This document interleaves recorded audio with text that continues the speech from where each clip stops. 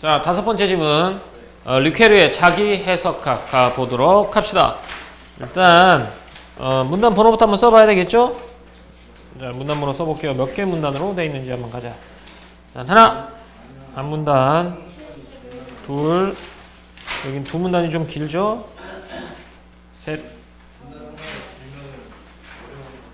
넷. 자, 네 개 문단으로 이루어져 있습니다.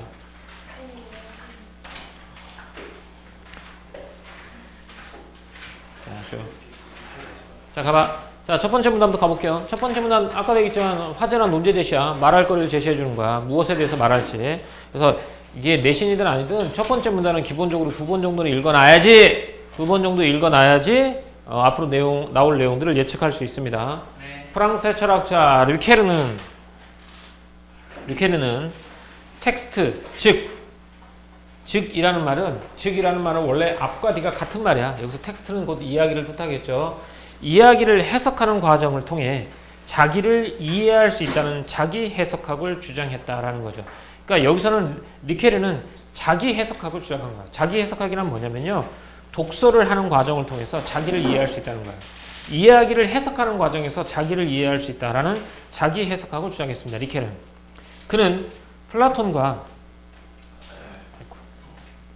플라톤과 아리스토텔레스로부터 시작되는 미메시스 개념을 확장하여 미메시스 3중 구조를 제시하고 이를 바탕으로 독서를 통한 자기 해석 과정을 설명했다라고 했죠. 이 사람이 주장한 게 자기 해석학이라고 했죠. 자기 해석학이라는 건 이야기를 해석하는 과정을 통해서 자기를 이해할 수 있다는 거야. 이야기를 해석하면서 자기를 이해할 수 있다. 이게 자기 해석학이야. 그런데 그는 플라톤과 아리스토텔레스로 시작되는 이 미메시스라는 개념을 확장했대. 그러니까 미메시스라는 개념은 누구부터 있었던 거냐? 플라톤, 아리스토텔레스 때부터 있었던 거야. 이 개념을 확장해서 미메시스의 3중 구조를 제시했어. 그래서 미메시스의 3중 구조를 제시하고 이를 바탕으로, 이가 바로 미메시스 3중 구조겠죠? 통해 바탕으로 독서를 통한 자기 해석 과정을 설명했다라고 나와 있지. 그럼 여기서 이 다음에 나올 내용은 뭐겠냐? 자기 해석 과정이 나오겠지, 기본적으로. 뭘 통해서? 미메시스 3중 구조를 제시한 거겠지. 근데 이 미메시스의 개념을 확장했다고 했지. 그럼 기본적으로 뭐부터 나와야 돼? 미메시스의 개념부터 나와야 된다는 거야. 그럼 이 글에 나와 있는 내용은 미메시스 개념을 일단 알아야 되겠지? 얘를 확장해서 미메시스 3중 구조를 알아야 되겠지? 이걸 통해서 독서를 통한 자기 해석 과정을 설명한다라는 거야. 그러니까 이게 첫 번째 문단이 진짜 중요한 거야. 여기서 이 글 전체의 커다란 핵심어는 바로 괴테리의 자기 해석학이야. 이야기를 읽는 과정을 통해서 자기를 이해할 수 있다는 거지. 근데 이걸 설명하기 위해서 미메시스라는 개념을 했는데, 미메시스라는 개념은 플라톤, 아리스토텔레스부터 시작된 개념이야. 이 개념을 확장해서 미메시스 3중 구조를 제시한 거야. 그래서 미메시스 3중 구조를 통해서 독서를 통한 자기 해석 과정을 설명했다라는 거야. 알겠죠? 그러니까 원래대로 하자면 여기서부터 해. 미메시스 3중 구조를 제시해서 독서를 통한 자기 해석 과정을 설명한 거야. 근데 미메시스 3중 구조를 알려면 미메시스를 알아야 되니까 여기서부터 출발한 거라고. 그러면 진짜로 미메시스 개념부터 출발하는지 한번 가보도록 합시다. 두 번째 문단, 미메시스란 바로 나오죠? 미메시스 개념. 미메시스란 예술에서 현실을 모방 또는 재현하는 것을 가리키는 용어이다라고 있어요. 미메시스가 뭐라고요? 예술에서 현실을 뭐 하는 거라고? 현실을 모방하고 재현하는 것이야. 이게 미메시스야. 현실을 모방하고 재현하는 미메시스의 개념입니다. 세계를 이상과 현실의 이원적 구조로 본 플라톤은이라고 했어요. 이건 배경식을 조금 설명해 줄게요. 니네도 알 거야. 플라톤이 생각하는 이상 세계를 뭐라고 하죠? 이데아로. 이데아와 현실 세계로 본 거야. 가장 완벽한 세계는 무슨 세계? 이데아. 현실은 이데아를 뭐 한 거야? 모방한 거야. 이게 플라톤의 이원적 구조인 거야. 플라톤은 현실을 이상세계의 이데아를 모방한 것으로 봤어. 그러면 현실은 이데아에 비해서 어떤 세상이니? 부족한 세상인 거지? 그래. 미메시스로서의 예술은, 그럼 예술은 뭐라고 했냐면 예술은 뭘 모방한대? 현실을 모방하는 거지. 자, 현실은 뭘 모방한 거죠? 이데아를 모방한 거죠. 그럼 예술은 결국 뭐야? 이데아를 모방한 것을 또 모방한 것이 되지. 그래서 플라톤은 예술을 부정적으로 본 거거든. 왜? 이데아에서 너무 많이 떨어졌다고 본 거야. 그래서 부전의 플라톤은 현실을 이상세계인 이데아를 모방한 것으로 봤는데 미메시스로서의 예술은 그 현실을 또다시 모방한 것으로 본 거야. 누가? 플라톤. 그럼 여기서는 이제 플라톤의 생각이 나오겠지? 플라톤.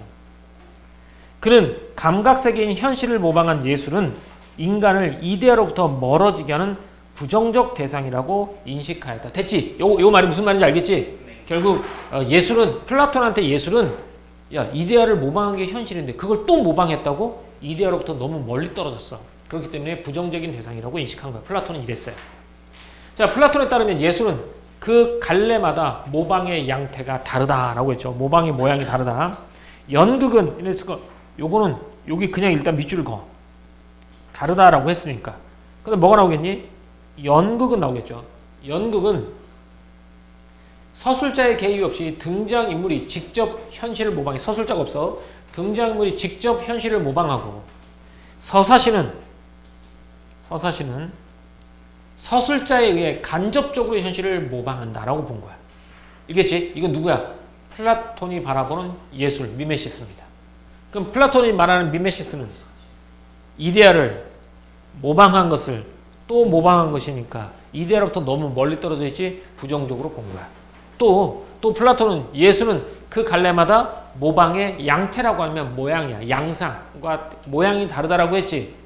연극은 서술자의 개입, 등장인물이 직접 현실을 모방한 거고 서사시는 서술자에 의해 간접적으로 현실을 모방한 거야. 즉 연극은 직접적 현실 모방, 서사시는 간접적 모방이라고 본 거죠. 여기까지가 누구 생각이야? 여기까지가 플라톤 생각입니다.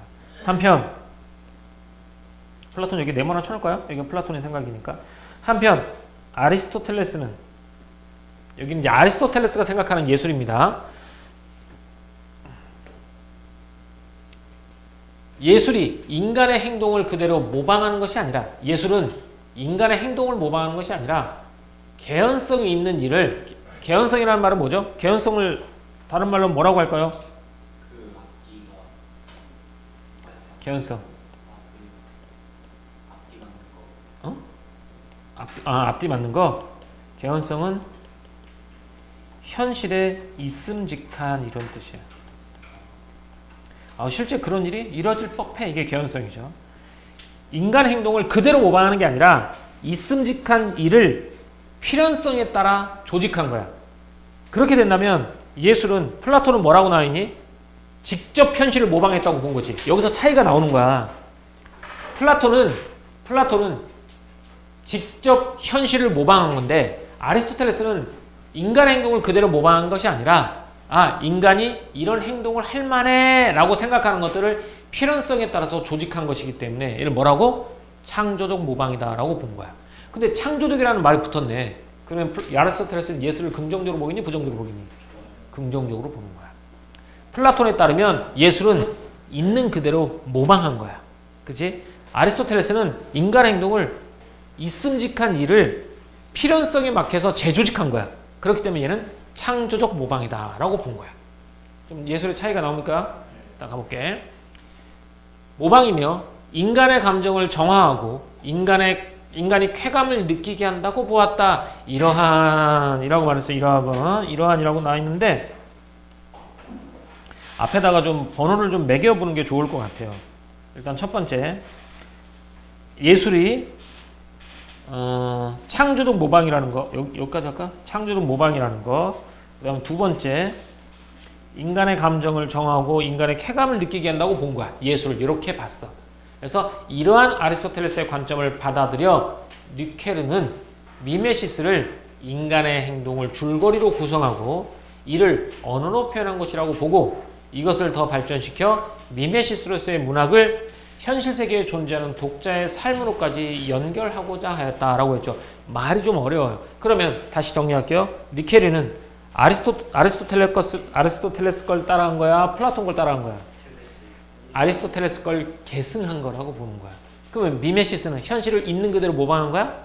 아니야. 창조적 모방이라고 본 거야. 그래서 니케르도 미메시스를 인간의 행동을 줄거리로 구성하고 이를 언어로 표현한 것이라고 했지. 그럼 있는 그대로 모방한 게 아니야. 창조적 모방한 것이야. 그래서 그럼 여기서 밑줄 한번 할게요. 여기서 중요한 건 핵심은 누구니? 니케르죠? 미메시스를 모방을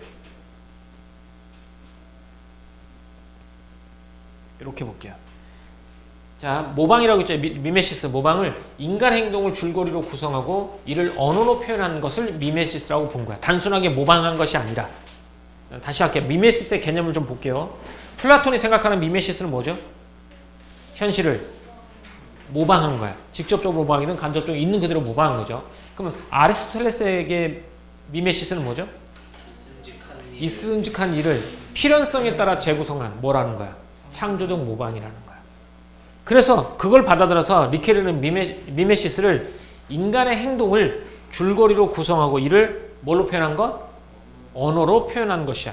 그리고 얘를 좀 더 발전시켜서 미메시스로서의 문학을 자 창조적 모방을 현실 세계에 존재하는 어디까지?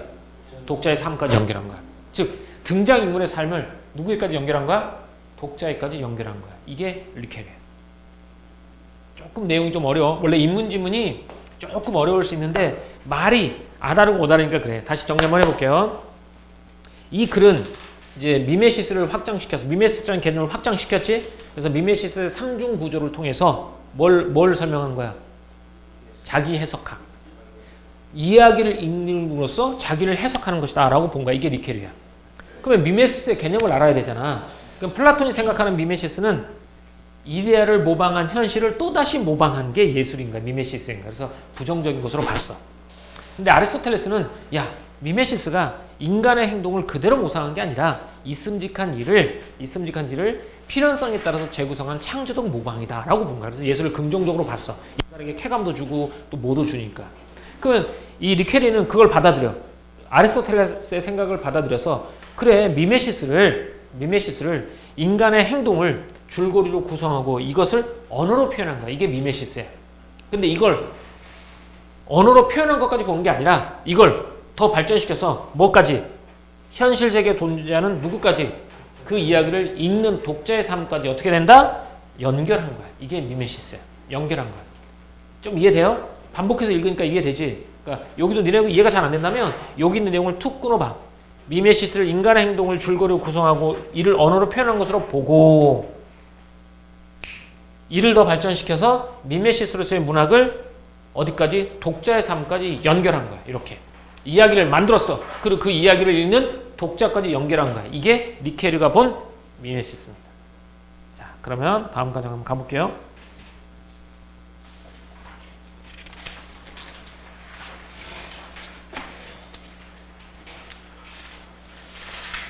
자, 근데 미메시스를 몇 중 구조로 나눈다고 했죠? 3중 구조로 한다고 했죠? 3중 구조로 나눠볼게요.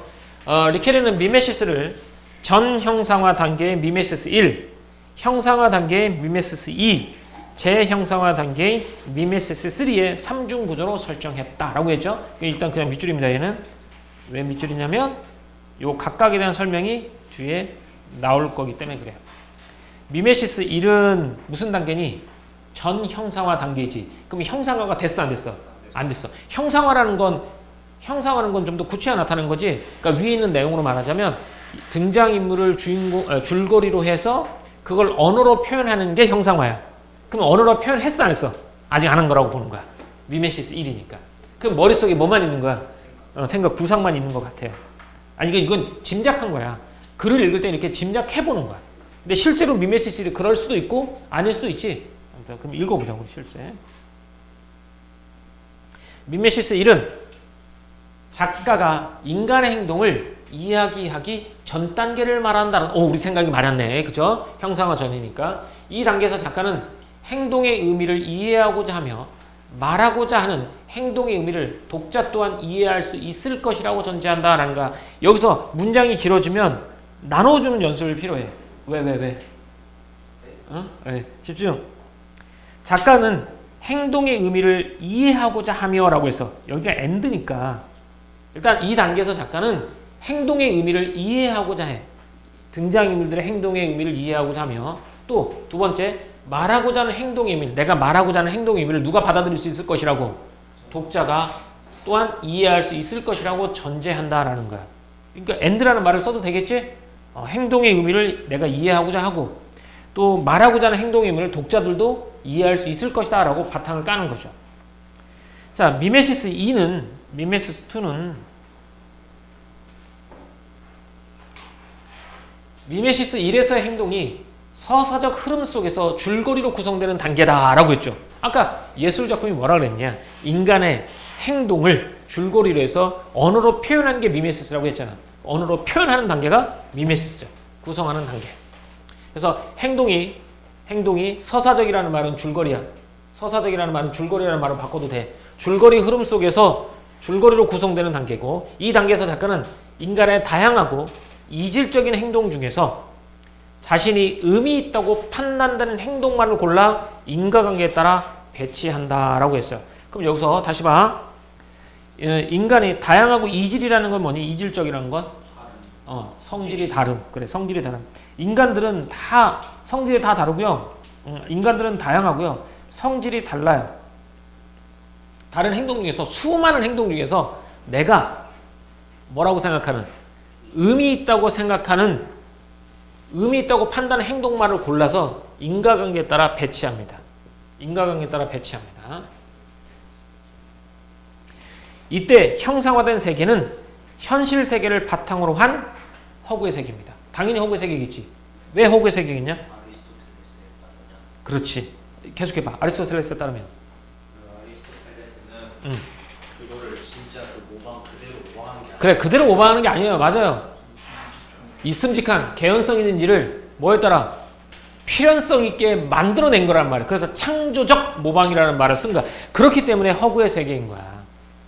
알겠지? 자, 미메시스 3는 이라고 되어 있어요. 미메시스 3 나옵니다. 그럼 아까 미메시스 3도 우리가 예측해 볼 수 있어요. 뭘까요? 미메시스 3는 독자랑, 아무튼 독자랑 뭐 하는 거였지? 연결하는 것이었죠. 이게 자기를 해석하는 거, 자기 해석하기의 핵심이 아닐까 싶어요. 이게 3는 문학과 현실 세계를 잇고자 했던 니케르에게 있어서 가장 핵심적인 단계입니다. 이 단계에서 독자는 독서를 통해 허구적 인물의 행동이 지닌 의미를 분석하고 이를 뭐 해본다? 현실에 비추어 보는 거야. 그러니까 독서는 허구적인 내용이잖아. 그 텍스트 이야기 자체는 허구적인 인물의 행동이 지닌 의미를 분석하고 이를 현실에 비추어 봐요. 이를 바탕으로 자신의 삶을 분석하고 사건을 선택하여 줄거리로 만들어 보며 현실 세계의 삶을 뭐 하게 된다? 반성하게 된다라고 본 거야. 이렇게. 그러니까 그 이야기를 들어보지. 이야기를 들어봐. 이야기를 듣고 소설을 읽고 그 의미를 분석합니다. 그리고 얘를 현실에 비춰보고 자신의 삶, 현실에 비춰봐. 이게 뭐 등장 소설 인물이 아주 교훈적인 일을 했어. 그럼 그거 보고 저런 사람들은 저렇게 행동하는 거야. 그래, 저런 사람이라면 현실에서 이렇게 행동하는 게 맞아. 그리고 자신을 비춰보는 거야. 나는 저런 사람처럼 하고 있었나? 하지 못했겠지? 그럼 자신의 삶을 뭐 하는 거야? 반성하는 거야. 나는 좀 더 바른 삶을 살아야 되겠구나 하고 반성할 수 있다는 거죠. 이게 미메시스 3중 구조인 거야. 자, 봐. 자, 3중 구조 정리 한번 해볼게요. 보면서 해도 돼요. 미메시스 몇 번? 미메시스 1단계는 무슨 단계? 전 형상화 단계라고 했죠. 이거는 줄거리를 만들어내기 전이죠. 근데 이때 전제하고 있는 게 두 가지가 있어요. 첫 번째, 뭘 전제하고 있냐? 자, 작가는 행동의 의미를 계속 읽어. 이해하고자, 행동의 의미를 이해하고자 해야 된다는 거. 또 두 번째는 이 글을 읽는 독자가 내가 전달하는 이야기를 이해할 수 있다고 생각해야 된다. 이게 미메시스 1, 전 형상화 단계야. 그럼 두 번째, 형상화 단계에서는 서사적 흐름을 뭐에 맞춰서? 줄거리 구성에 맞춰서 뭐 하는 거야? 그래, 배치하는 거야. 이때 배치할 때 내가 있음직한 일들이 수많은 다양한 군상들이 있겠지. 그 중에서 작가가 의미 있다고 생각하는 인물들의 행위를 인과관계에 따라서 배치하는 거지. 그치? 그때 이때 이야기는 무슨 이야기라고요? 허구적 이야기야.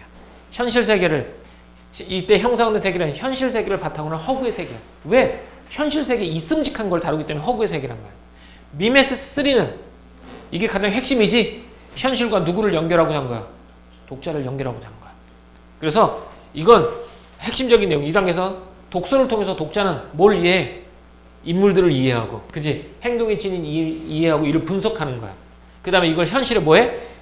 현실에 비추어서 현실에 비춰보지. 그리고 자신의 행동을 분석해. 나는 어떻게 했는지 분석해보고 자신의 삶을 뭐 하는 것? 반성하게 되는 거야. 이게 미메시스 3이야. 근데 이제 결정적인 게 빠졌지. 맨 앞에 처음에 출발할 때 미메시스 개념을 확장해서 미메시스 3중 구조를 만든다고 했지. 그걸 통해서 무슨 단계에 이른다고 나와 있지?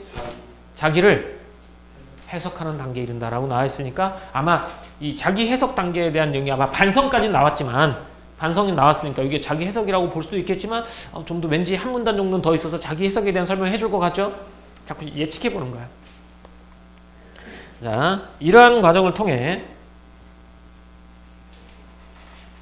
미메시스 3에서는 독자의 자기 이해가 이루어지는데 이게 자기 이해잖아. 니케르는 이를 이해하기 정체성이라는 개념을 통해 설명한다라고 했죠. 그럼 여기는 이걸 통해서 자기를 뭐 한다고? 이해하는 거야. 자기를 이해하는데 어떤 개념을 통해서 설명하는 거니? 자기 이해를. 이해하기의 정체성이라는 개념을 통해서 설명하는 거야. 그럼 뒤에는 뭐가 나오겠니? 이해하기 정체성이죠. 즉 이해하기 정체성을 통해서 뭐가 이루어진다고? 자기 이해가 이루어진다는 거야. 자기 해석이. 그럼 이해하기 정체성이 뭐냐? 이해하기 정체성은 이야기를 매개로 파악되는 인물의 정체성으로. 자, 이야기를 매개로 파악된 인물의 정체성으로. 인물의 정체성. 그 인물이 어떤 사람인지. 이야기 속에서 시간의 흐름과 함께 변화하는 인물의 면모가, 인물의 모습이 하나의 인격으로 통합된 것이다 라는 거야. 윤찬아, 이게 무슨 말이야? 이야기 속에서 시간의 흐름과 함께 변화하는 인물의 모습이 하나의 인격으로 통합되는 거야. 이거 무슨 거야? 뭔 말일까? 이게 뭐라고? 인물의 이야기 정체성이란 말이야. 어렵게 생각할 거 없어. 작품 속에 등장인물이 시간에 따라서 다양한 모습들을 보이지, 그걸 통해서 파악되는 그 인물의 정체성입니다. 이게 정체성. 아, 이 사람은 이러한 과정 속에서 이런 행동을 하고 이렇게 변하는구나 통해서 이 사람은 이 이야기 정체성, 이 사람은 이런 사람이구나 라는 걸 파악하는 게 이야기의 정체성이에요. 즉 리케르에 따르면 독자는 인물의 이야기 정체성을 자신의 삶에 비추어 독자 자신의 고유한 이야기 정체성을 형성해 나가는 거야. 자, 어떤 인물이 작품 속에서 시련을 겪었어. 그 시련을 통해서 사람이 성장해 가는 과정을 보지. 그게 뭐겠니? 이야기 속에서 시간의 흐름과 함께 변하는 인물의 모습이잖아. 이걸 통해서 하나의 인격, 아, 이 사람은 시련에 굴하지 않는 사람이구나 라는 인물의 이야기 정체성을 확인하는 거야. 여기까지 이해됐니? 그 다음에 그걸 자신의 삶에 비추어 자신의 고유한 이야기 정체성을 형성하는 거야. 그러면 저 사람은 시련에 굴하지 않는 모습을 보이는데 나는 어떤 모습을 보일까? 라고 생각해 보겠죠? 그래서 그러면 비추어 독자 자신의 고유한 이야기 정체성을 형성해 가는데 이것이 바로 이야기 해석을 통한 자기 이해 과정이다 라고 했어. 그럼 여기다 밑줄 한번 해볼게요. 이것이 바로 자기 이해 과정이다 라고 했죠. 이게 자기 이해 과정이야. 자기의 정체성을 형성해 나가는 거야. 그럼 자기의 정체성을 형성해 나간다는 건 뭐겠니? 나도 힘든 시련이 닥쳤을 때 좀 더 적극적으로 대처해 나가야 되겠다라는 거야. 그게 봐요. 이야기의 정체성을 형성해 나가는 거잖아. 그게 바로 자기 해석이라는 거야. 근데 여기서 미메시스 3 단계에서 마지막에 자기의 삶을 반성하게 된다고 하잖아요. 근데 그러면은 뭐 예를 들면 나쁜 인물을 보고 이렇게 하면 안 되겠다 생각하는 건 자기 이해가 아니에요. 그것도 맞겠죠? 반성이니까. 자기 이해죠. 그러네요. 그거 맞죠. 그 인물의 정체성을 판단하는 거잖아. 그 인물의 이야기 정체성. 뭐 악역도 나오고 선한 인물도 나오겠지. 네, 꼭 반성을 해야지 자기 이해인 거예요. 아니 여기서는 그렇게 나왔으니까. 자기 삶을 되돌아보게 된다는 거야. 이 세상에 기본적으로 나는 완벽해 라고 생각하는 사람이 과연 있을까요? 그러니까 이야기 정체성, 이야기를 통해서 자신의 부족한 부분을 뭐 하는 거야? 확인하는 거야. 그리고 좀 더 나은 나로 나아가게 만드는 거지. 이게 이야기라는 거지. 그래서 어쨌든 이렇게 자신의 고유한 이야기 정체성, 고유한이야. 그러면 문학 작품에 나와 있는 사람과 똑같이 따라가는 건 아니겠지. 자기만의 고유한 정체성을 찾아가는 거. 이것이 바로 자기 이해 과정이다. 리카르는 서사적 흐름 속에서 인물의 이야기 정체성이 형상화되며 이야기가 결말을 향해 나아가는 것처럼 독자도 자기 삶을 이야기하는 과정을 통해 자기가 누구인지를 이해하고 삶의 목적을 향해 나아간다고 보았다라는 거야. 여기는 마지막이 밑줄을 좀 길더라도 한번 해보도록 할게요. 서사득음 속에서 인물의 이야기 정체성이 형상화되며 이야기가 결말을 향해 나아가는 것처럼이라고 말했어요. 나아가는 것처럼. 이야기가 결말을 향해 나아가잖아요. 그런 것처럼 독자도 자기 삶을 이야기하는 과정을 통해 자기가 누구인지 이해하고 삶의 목적을 향해 나아간다고 본다라는 거죠. 그러니까 소설을 통해서 내가 어떤 사람인지 보고 나의 목표, 삶의 목적 향해 나아간다라고 봅니다. 이렇게. 자, 다시 정리 한번 해볼게요. 자기 해석 가볼게. 자, 이 책 보면서, 너희도 보면서 같이 하세요. 자, 이 글의 중심 화제는 뭐죠? 자기 해석학. 누구 거예요? 르케르. 자, 르케르 자기 해석학입니다. 근데 이때 사용한 개념이 뭐라고요? 미메시스라는 개념을 뭐 해요? 확장해서 그 다음에 삼중 구조를 만들어서 자기를 해석하는 과정을 설명한 거야. 근데 미메시스라는 개념은 언제부터 쓰였죠? 플라톤과 아리스토텔의 개념부터 썼어요. 그럼 이 미메시스라는 개념을 따져봐야 되겠죠? 플라톤에게 미메시스는 뭐죠? 현실을 모방한 거야. 다시 말하면 이데아를 모방한 현실을 또다시 모방하는 게 미메시스예요. 근데 모방이죠. 모방에는 두 가지가 있어요. 직접적인 모방, 간접적인 모방이죠. 어쨌든 모방이에요. 그죠? 그럼 얘는 부정적으로 봤네? 그러면 아리스토텔레스는 미메시스를 긍정적으로 봐, 부정적으로 봐? 긍정적으로 봤어요. 왜냐하면 미메시스는 개연성이 있는 이야기를 필연성에 맞게 배치한 거야. 그렇기 때문에 창조적 모방이에요. 있는 그대로 모방한 게 아니라 이런 일이 있을 수 있겠는데 그러면 필연적인 구성에 따라 배치한 거예요. 창조적 모방인 거야. 그럼 얘는 긍정적으로 봐, 부정적으로 봐? 긍정적으로. 왜? 인간을 기쁘게도 하고 뭐도 한다고 나와있지? 그래서 여기서 르케르는 뭘? 아리스토텔레스의 이런 창조적 모방을 계승한 거야. 그래서 창조적 모방을 계승했죠. 그래서 여기 밑에 좀 나오죠? 그래서 인간의 행동을 뭘로? 줄거리를 구성하고 그것을 언어로 표현한 것으로 본 거야. 뭐를? 미메시스를. 미메시스는 봐. 인간의 행동을 줄거리로 만들지. 이때 줄거리는 개연성 있는 이야기를 필연적으로 구성에 맞게 만든 거야. 이걸 뭐로 만든 거야? 언어로 만든 게 미메시스야. 이걸 미메시스라고 봐. 그래서 근데 언어로 만드는 것까지 끝나는 게 아니야. 얘를 더 발전시켜서 어디까지? 누구까지 연결하는 거야? 독자까지 연결하는 거야. 이게 미메시스 3중 구조인 거야. 그러면 미메시스 3중 구조에서 첫 번째는 1은 전 형상화 단계지. 언어로 표현했어, 안 했어? 안 했어. 그러면 그때 전제 조건 두 가지가 있다고 그랬잖아. 인물의 행동을 뭐 할 수 있고 이해할 수 있고 또 독자들도 내가 말하고자 하는 내용을 뭐 한다? 이해할 수 있다는 걸 전제로 깔아. 이게 미메시스 1. 미메시스 2는 뭘 만드는 거니? 줄거리를 서사적 이야기를 줄거리에 맞게 배치한 거겠지? 인과관계에 맞게 배치한 거겠지? 근데 인간들이 모든 다양한 군상 중에서 작가가 모았다고 생각하는 거, 의미 있다고 생각하는 것을 이야기로 만드는 거야. 그럼 이때 이야기는 허구적 이야기겠지. 왜? 창조적 모방이니까 허구의 이야기일 수밖에 없어. 그럼 여기까지가 미메시스 몇 단계? 2단계. 미메시스 3단계는 가장 핵심적인 단계이지. 독자는 그 작품 속에 등장하는 허구적 인물의 행동에 지닌 의미를 분석하고 이를 현실에 비추어 보지. 그리고 자신을 분석해. 그리고 자신을 뭐합니까? 반성하는 단계야. 이게 미메시스 3지. 여기서 가장 중요한 게 미메시스 3인데 니케리는 이러한 과정을 통해 미메시스 3에서는 독자가 뭐가 이루어진다? 자기 이해가 이루어진다라고 본 거야. 이를 이야기의 정체성이라는 개념을 통해 설명한 거야. 자기 이해 과정을 이야기 정체성이라는 개념을 통해 설명한 거야.